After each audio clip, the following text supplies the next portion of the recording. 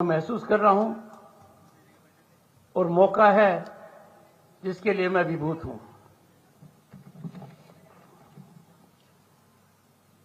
विवेकानंद केंद्र कन्याकुमारी के अध्यक्ष श्रद्धेय आदरणीय ए बालाकृष्णन जी और मैं उनका अत्यंत आभारी हूं।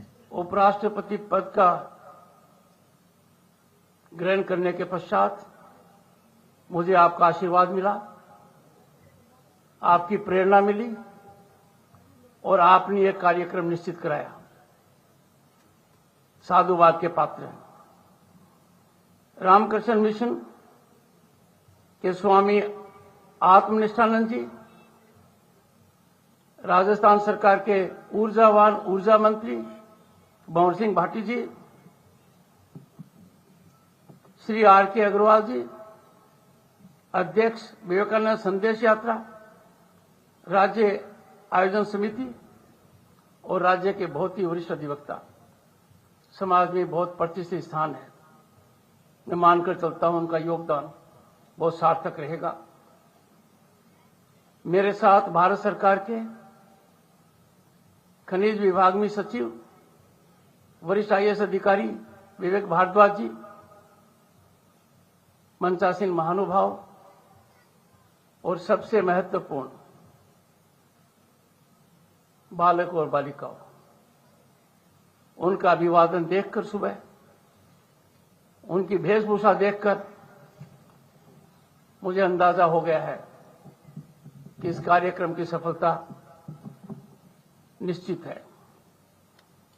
आजादी के अमृत महोत्सव के दौरान जो हमारे देश के लिए एक बहुत महत्वपूर्ण कालखंड है, सांस्कृतिक मंत्रालय भारत सरकार के सौजन्य से विवेकानंद केंद्र कन्याकुमारी राजस्थान ने जो ये 50 दिन का आयोजन किया है, 19 नवंबर 2022 से 7 जनवरी 2023 तक 50 दिन, मेरे मन में कोई शंका नहीं है, एक नारा बुलंद होगा, हम सबके दिल और दिमाग पर असर करेगा। उठो, जागो, युवा भारत। आज के दिन दुनिया में युवा शक्ति का प्रमुख केंद्र हमारा भारत है। स्वामी विवेकानंद आधुनिक भारत के प्रखर आध्यात्मिक गुरु हैं। उनकी संदेश यात्रा का इस कालखंड में जो महत्व है, उसका जो असर पड़ेगा, मैं समझता हूं भारत के उत्थान में बहुत सहायक होगा।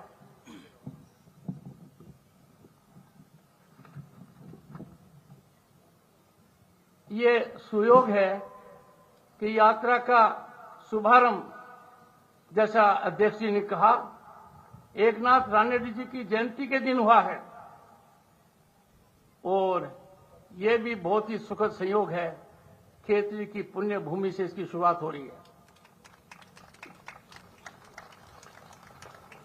जब देश का निर्णय हुआ, बहुत विवेकपूर्ण हुआ। विवेक और आनंद हमें दोनों मिला, जो विवेकानंद के नाम में निहित है। और राष्ट्रीय युवा दिवस विवेकानंद जी की जयंती पर मनाया जाता है। ये बहुत ही सिग्निफिकेंट डेवलपमेंट है। हमारी युवा शक्ति के लिए हम वो सब साधन उपलब्ध करें कि वो अपने टैलेंट और पोटेंशियल को पूरी तरह एक्सप्लॉइट कर पाए। और मुझे कहते हुए हर्ष होता है कि आज के दिन नीतियों की वजह से एक ऐसे भारत का निर्माण हुआ है जहां युवा को अपनी शक्ति दिखाने के अनेक अवसर मिल रहे हैं। भारतीय युवाओं की वजह से आज के दिन देश और दुनिया में भारत ने वो स्थान प्राप्त किया है जो दुनिया के किसी भी देश को नहीं है। रिकॉर्ड के तौर पर 2022 में number of unicorns with huge fiscal dimension जो भारत के हैं वो चाइना के भी नहीं है। ये उपलब्धि आप और हम सबके सर को ऊंचा करने वाली है।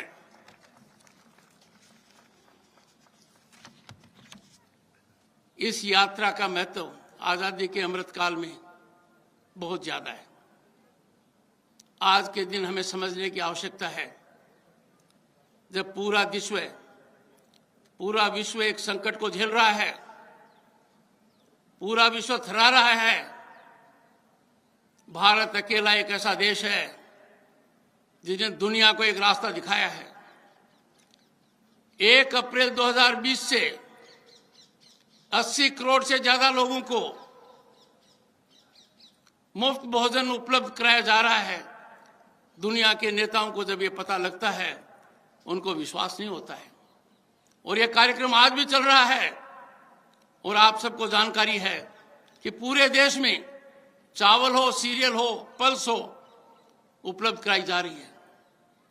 कौन सा देश डंका बजा कर ये कह सकता है कि 250 करोड़ से ज्यादा वैक्सीनेशन, पहला डोज, दूसरा डोज और बूस्टर डोज, ये उपलब्धि भारत ने की है। हमारी संस्कृति के अनुरूप हमने मामला हमारे तक सीमित नहीं रखा। कंबोडिया की मेरी यात्रा के दौरान जब मैंने कई शासक अध्यक्षों को बताया कि कोविड वैक्सीन के मामले में भारत ने कितनी सहायता अन्य देशों की है, वो अभिभूत थे। दुनिया हमारे लिए एक कुटुंब है और इसी भावना को लेकर आज के दिन भारत बहुत आगे बढ़ रहा है। खेतड़ी से स्वामी जी का बहुत गहरा संबंध है। खेतड़ी वो स्थान है जहां स्वामी जी को अपना नाम मिला, विवेकानंद। तो मैं और मेरी धर्मपत्नी डॉक्टर सुदेश धनखड़ अमेरिका गए। शिकागो में हम उस स्थान पर गए एक से ज्यादा बार, जहां दुनिया में भारत का डंका बजाने का काम स्वामी जी ने किया। स्वामी जी का शिकागो का भाषण आज भी हमारे कानों में गूंजता है, जब उन्होंने कहा brothers and sisters of America, तो एक तरीके से बहुत बड़ा संकेत उन्होंने हमारी संस्कृति का दिया। स्वामी जी ने 11 सितंबर को जो बात कही, उसका एक अंश मैं आपके समक्ष रखूंगा। आई कोट, और ये स्वामी जी के शब्द हैं। हमें इन शब्दों पर गहरा ध्यान देना चाहिए, चिंतन और मंथन करना चाहिए कि उस महापुरुष ने उस कालखंड में अमेरिका में जाकर विश्व के धर्म संसद के अंदर इस बात को गूंज से कहा। आई कोट, स्वामी जी के शब्द हैं। मुझे गर्व है कि मैं उस धर्म से हूं जिसने दुनिया को सहिष्णुता और सार्वभौमिक स्वीकृति का पाठ पढ़ाया है। हम सिर्फ सार्वभौमिक सहिष्णुता पर ही विश्वास नहीं करते, बल्कि हम सभी धर्मों का सच के रूप में स्वीकार करते हैं। मुझे गर्व है कि मैं उस देश से हूं जिसने सभी धर्मों और सभी देशों के सताए गए लोगों को अपनी यहां शरण दी है। अनकोट। ये शब्द नहीं है, ये हमारी ऐतिहासिक पृष्ठभूमि है। भारत वो देश है जिसने कभी किसी दूसरे की 1 इंच भूमि लेने का भी प्रयास नहीं किया। हमने आक्रमण बर्दाश्त किए हैं, हमने हमारे संस्कृति के ऊपर कुठाराघात देखा है, पर आपको एक उदाहरण नहीं मिलेगा जब किसी ने हमारी संस्कृति में विश्वास व्यक्त करते हुए किसी और के धर्म पर प्रहार किया हो।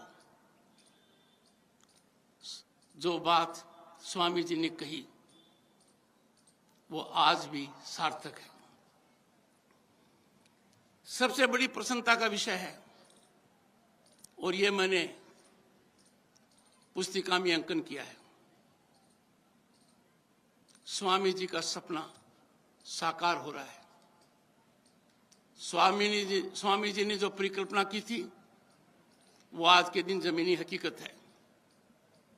इसके 2 उदाहरण देता हूं मैं आपको। जब आप लोगों का मुझे भरपूर आशीर्वाद मिला, आप लोगों की बदौलत 1989 में मैं लोकसभा पहुंचा, तो उस समय आपके सांसद को 50 गैस कनेक्शन मिलते थे। 50 गैस कनेक्शन, और वो उसकी एक ताकत मानी जाती थी कि वो 50 गैस कनेक्शन किसको देगा। वर्तमान शासन व्यवस्था कितनी क्रांतिकारी है कि 18 करोड़ से ज्यादा गरीब परिवारों को तो मुफ्त गैस कनेक्शन दिए गए हैं। आप एक अंदाजा लगाइए, एक सांसद को 50 गैस कनेक्शन उसकी ताकत थी, और 18 करोड़ से ज्यादा को देना। मुझे खुद को अंदाजा है 79-80 के आसपास बैंक का कर्ज लेना कितना मुश्किल होता था। अकाउंट नहीं खुलता था। 40 करोड़ से ज्यादा अकाउंट खुलना, और वो भी लोगों के घर जाकर, एक बहुत बड़ी उपलब्धि है। हम कहां से कहां तक आ गए, इस नजारे का हमें आनंद लेना चाहिए। पहले क्या होता था, लंबी लाइनें होती थी। बिजली का बिल जमा कराएंगे तो भी लंबी लाइन है, कोई फार्म लेंगे तो भी लंबी लाइन है। इतने विशाल देश में, इतनी बड़ी जनसंख्या वाले देश में कितनी बड़ी डिजिटल क्रांति आई है। लाइनें खत्म हो गई हैं। देश के हर किसान को साल में 3 बार बिना किसी बिचौलिए के, बिना किसी ह्यूमन इंटरफेस के उसके खाते में धन आता है। यह भारत का बहुत बड़ा बदलता हुआ चेहरा है। आज के दिन दुनिया के देशों में मैंने महसूस किया है, भारत की शक्ति बहुत बड़ी है। भारत अब किसी का मोहताज नहीं है। हमने कुछ महीने पहले जिन लोगों ने हमारे पर लंबे समय तक राज किया, उनकी अर्थव्यवस्था को पछाड़कर दुनिया में 5वां स्थान प्राप्त किया है। सोचिए, लोग कितना शक करते थे कि यह दावा कैसे किया जा रहा है, भारत दुनिया की 5 बड़ी अर्थव्यवस्था में कैसे आएगा। यह कीर्तिमान कुछ महीने पहले अर्जित किया गया है, और मैं दावे के साथ कह सकता हूं, इस दशक के अंत तक भारत दुनिया की 3 बड़ी अर्थव्यवस्थाओं में से एक होगा।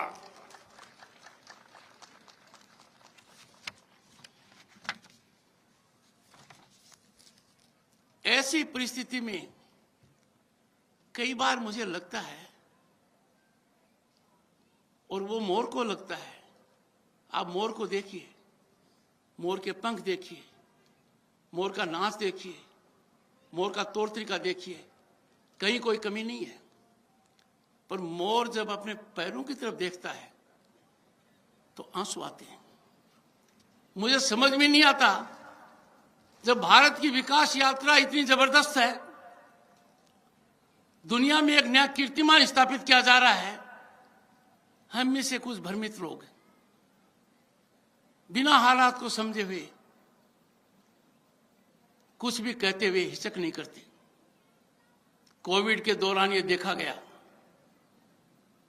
जिस वैक्सीन को हिंदुस्तान ने यूज किया, जो सबसे प्रभावी रहा, कोविड को कुंठित किया, प्रश्न उठाए गए।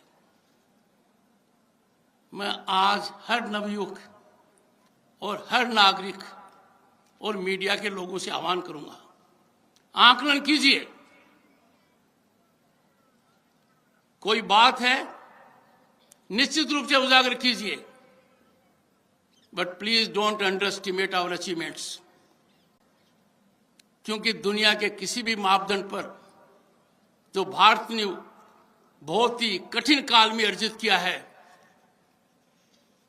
उसका फायदा हर भारतीय को तो मिला है, पर पूरी दुनिया में इसकी सराहना है। इस यात्रा का मुख्य लक्ष्य होगा कि राजस्थान के हर जिले में जाकर विवेकानंद जी के वो वाक्य सभी के कानों में, दिल दिमाग में गूंजने चाहिए। आई कोट, ये विवेकानंद जी के शब्द हैं, उस समय के शब्द हैं जो आज भी सार्थक हैं।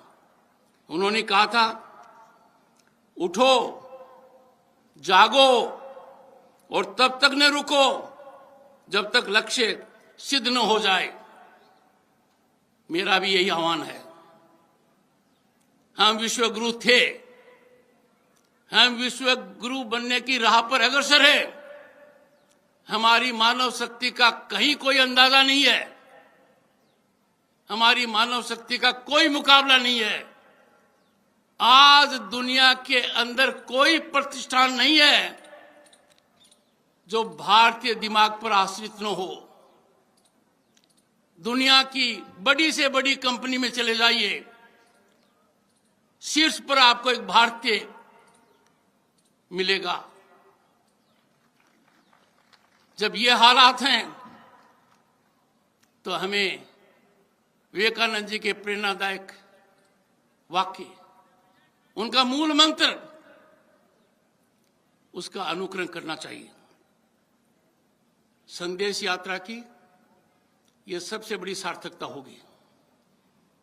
आपकी यात्रा सफल हो, मेरे मन में कोई शंका नहीं है। मेरी शुभकामनाएं। मुझे यहां आने का मौका मिला। उपराष्ट्रपति बनने के बाद खेतरी मेरी ये पहली यात्रा है और ये मेरा सौभाग्य है कि खेतरी के अंदर जो प्रतिष्ठान है उससे जुड़ा हुआ जो भारत सरकार का सबसे बड़ा मंत्रालय है, उसके सबसे बड़े अधिकारी विवेक भारद्वाज जी, वरिष्ठ आईएएस अधिकारी हैं, वो भी मेरे साथ आए।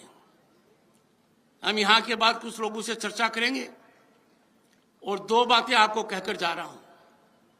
अध्यक्ष जी ने मुझे यहां के विकास के बारे में एक परिपत्र दिया है, उस परिपत्र का अध्ययन होगा। उसमें जो बातें कही गई हैं उसके अनुरूप कार्य होगा और इसका विकास एक उच्चतम कोटि का होगा। ये मैं आपको कहकर जा रहा हूं। और हमारा खान मंत्रालय, जिनके वरिष्ठ अधिकारी यहां पर हैं, जो भी योगदान हो पाएगा प्रतिष्ठान के लिए, उसमें कोई कमी बाकी नहीं रहेगी। मुझे सुअवसर देने के लिए एक बार फिर